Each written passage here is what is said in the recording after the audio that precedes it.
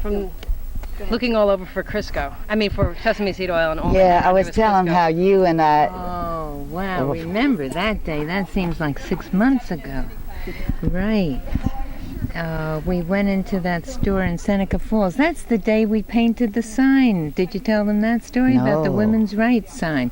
On the corner where the laundromat is, that used to be the Wesley Church where the first Women's Rights Convention was held in 1848.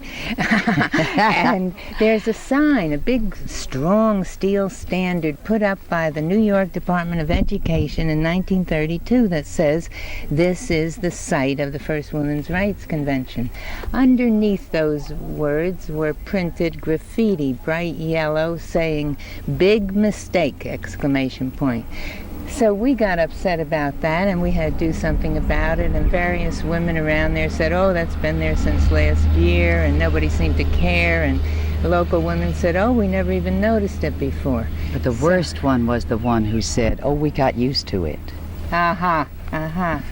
So what did we do? We tried to scrape it off with a rock. We tried to clean it off with Fantastic, and it wouldn't come off. So we went to Hadley's hardware store looking for paint. We decided we could paint over it. We needed paint that would match the back of the sign.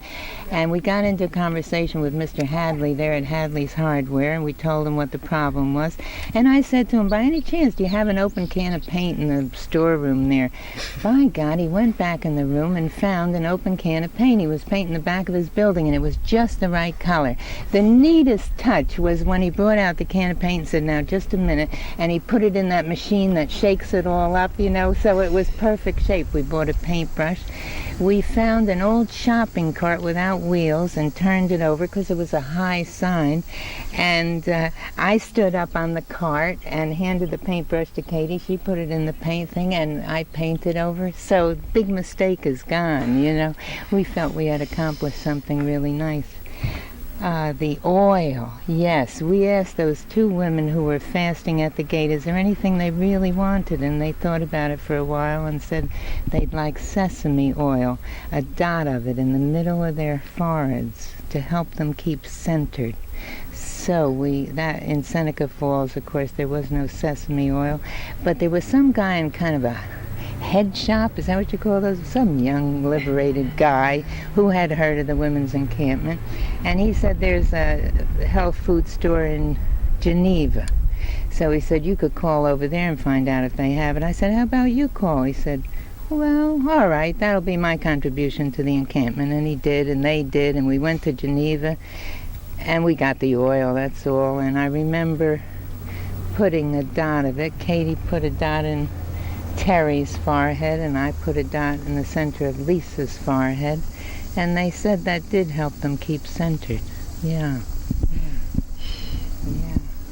And when we first came here on the 4th of July, and I got up on the 5th, there was no hot water, and there was no way to make any. So after that, I built a fire early every morning, and I put big pots of water on so that a woman would have something hot to drink. And I had been doing that for a long time, but the day after we found the sesame seed oil, and the women broke their fast and came back here to the encampment, I went out early to make the fire, and the fire was already made, and the water was already hot, and I just sat down, and don't you know, it was the Buddhist women who had made the fire.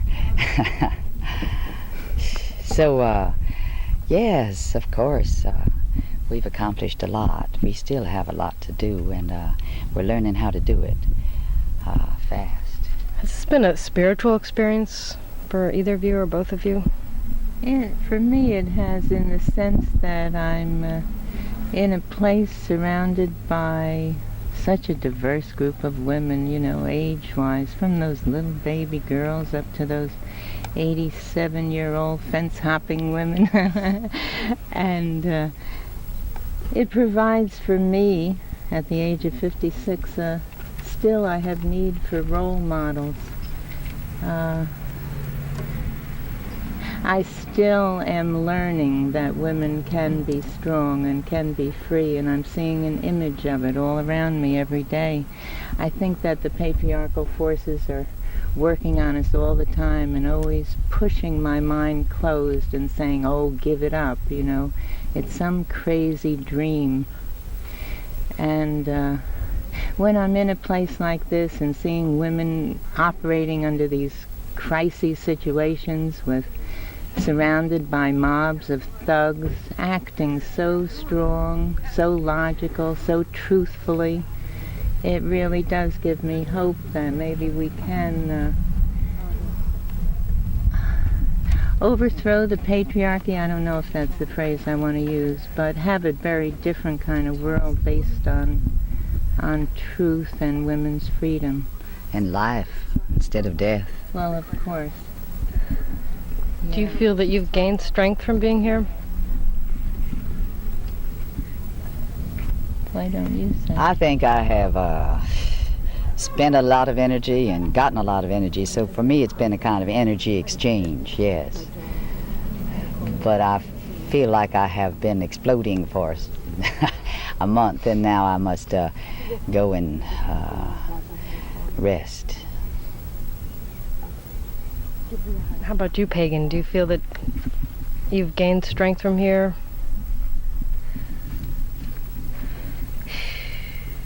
Yeah, I can't resist being impressed by how women can be, and how I still find myself behaving more strongly because of the supportive energy around me. You know, I'm doing things again that surprise me. Speaking and acting more quickly in a truthful, honest kind of way than was ever allowed in his world out there, because women are trained to be slaves and robots out there. And so yeah, I feel strong every time I'm able to act more strongly. Yeah. And I wish that more and more and more women in every part of the planet can have these kinds of experiences. That's where our hope lies for life on the planet continuing, as far as I'm concerned. Did you have any expectations about the encampment, and were those expectations met, or are things a lot different from what you expected? Well, I hoped it would be better than it is, but I was afraid it would be worse.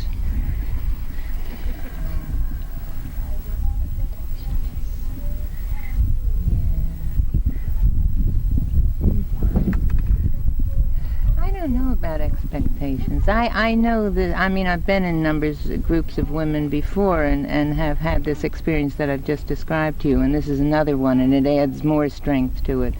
Every experience, another experience like this that a woman has in her life, makes her stronger.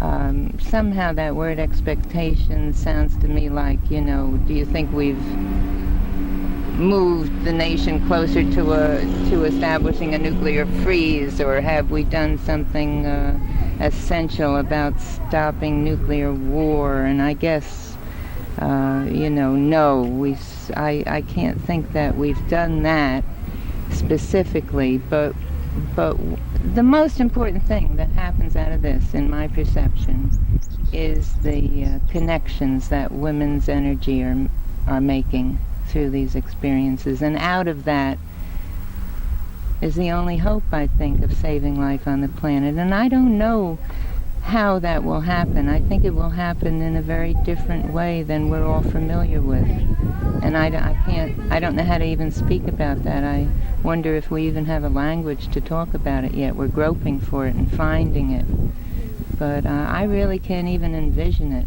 I know Monique Wittig says, if you can't remember, invent, you know, and so I guess we're all struggling on the verge of invention, and giving each other strength and the daring and the courage that it takes to keep moving in that direction, even though, you know, here we are, the depot's still there, and the barbed wire's there, and the bombs are being built.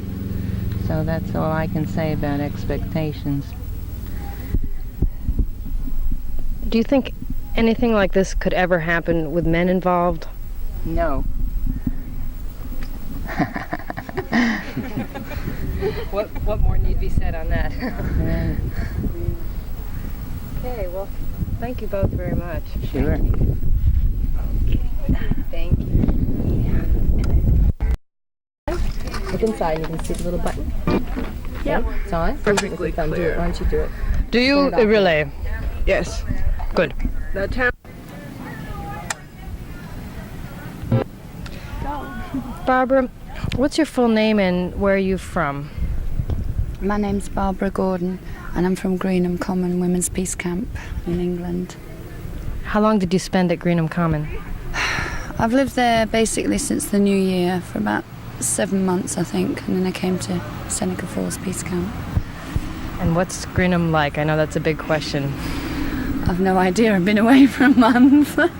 Things change minute by minute there. But this place is luxurious compared to Greenham. We don't have porta-john toilets, we don't have big pavilion buildings, we don't have barns.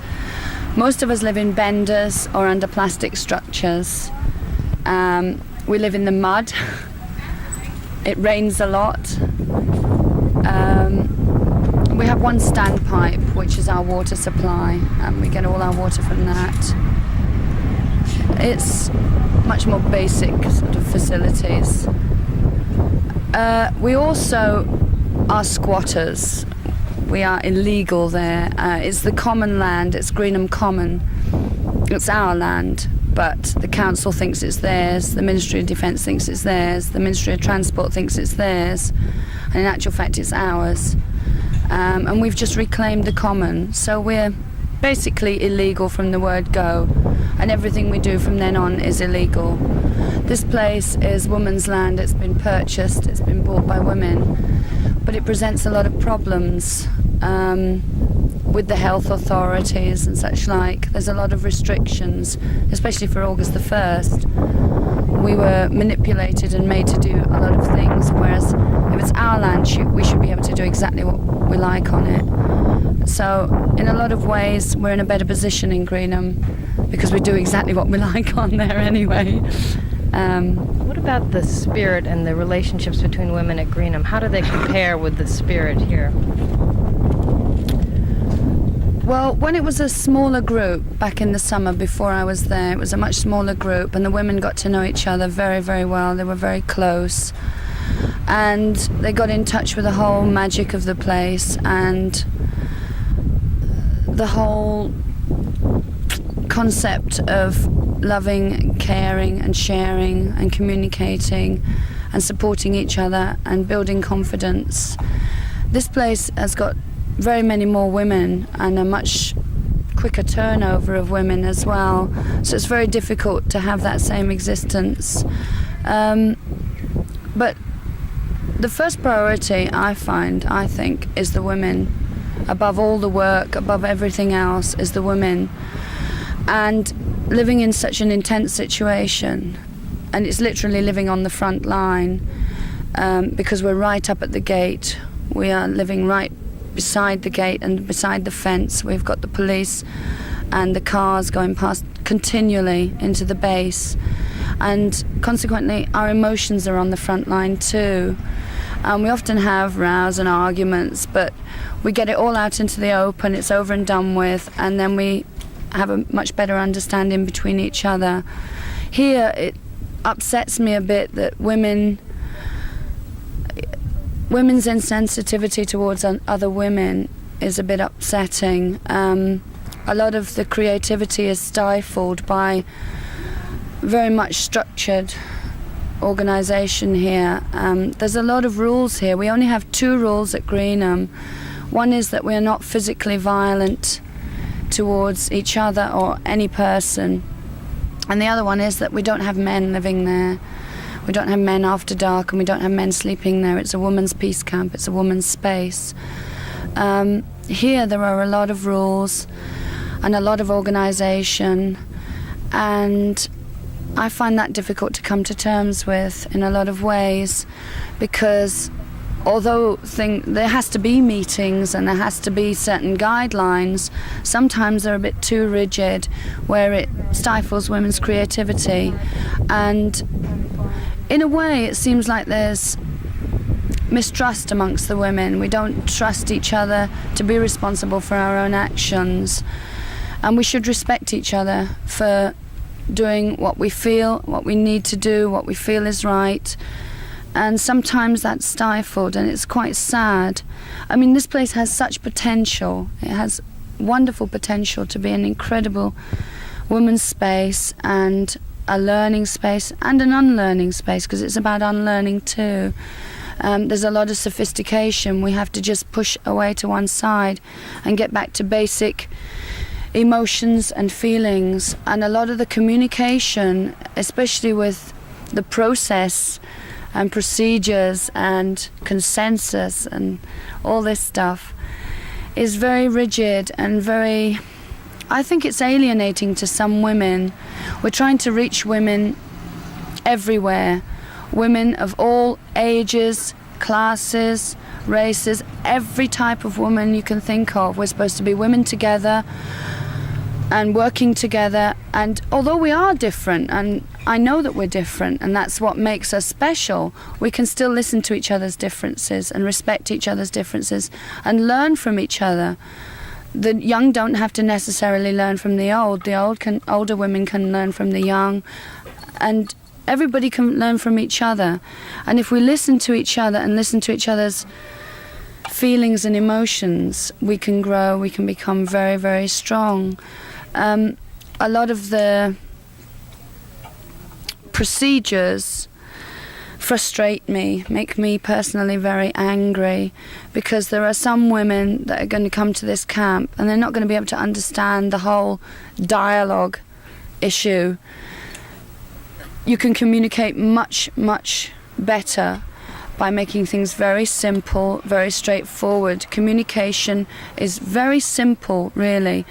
A lot of things in meetings are discussed, an issue is discussed, and it's completely lost behind the procedure of discussing it. Is it the consensus process that you find so frustrating? I find it very, very frustrating, because apparently consensus in America means unanimous decision.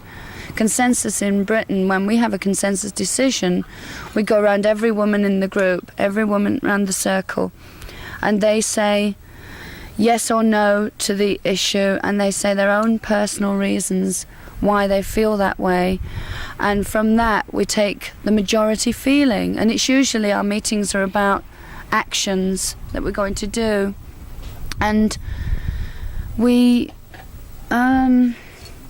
just get the majority feel of it as to what most women want, and the women that are still feeling totally against that at the end of the meeting just don't take part in that particular action. They respect the women that are going to do it, and they just step away from that.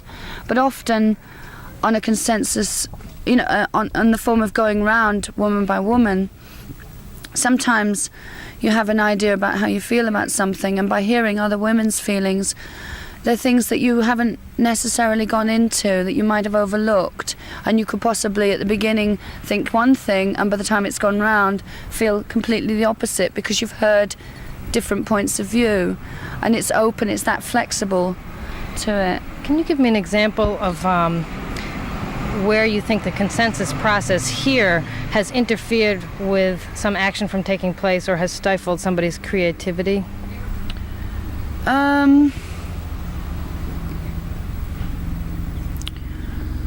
There's several, but I can't think of any. I can't think of any at the moment, but there's been several incidents. Do you think the flag issue was an example of the success of consensus, or showed up any difficulties with it? I don't think we ever resolved the flag issue. I'm not sure where we stand on the flag issue.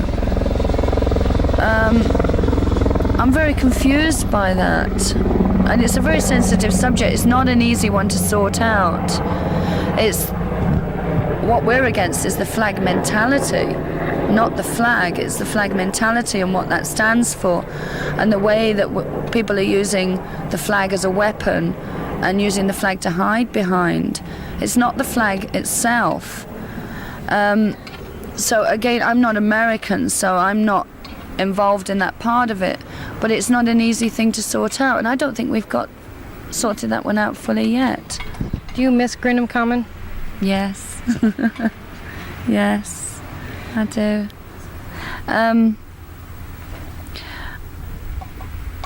It's... Oh, I don't know.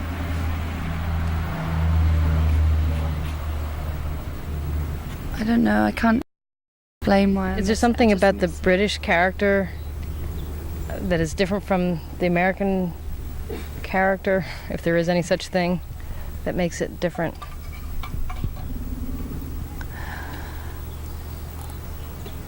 I'm not sure, because sometimes I show my emotions, I show my anger, I release that, and some women here tell me off for doing that. They think it's inappropriate. But then there are other women that say, we seem to have become numb to our own emotions, and you're voicing what we feel, and we need to release those feelings too, and we seem to be blocked. And some women say that, I don't know whether it's the American system, how you've been brought up with having to pledge allegiance to the flag and whatever. I don't know. I mean, because there's a certain amount of brainwashing and conditioning wherever we are. But quite a few women seem to feel that they're losing touch with their emotions, they're numb to them. And really, I feel we have to get back in touch with our emotions much more. We have to be in control of them to a certain extent so that we don't go crazy and start hitting out at people. But there's nothing wrong with anger, to show that anger. It can be channeled in a very positive, very powerful way. There's nothing wrong with tears, anger, fear. There's nothing wrong with admitting we're frightened and to express that fear.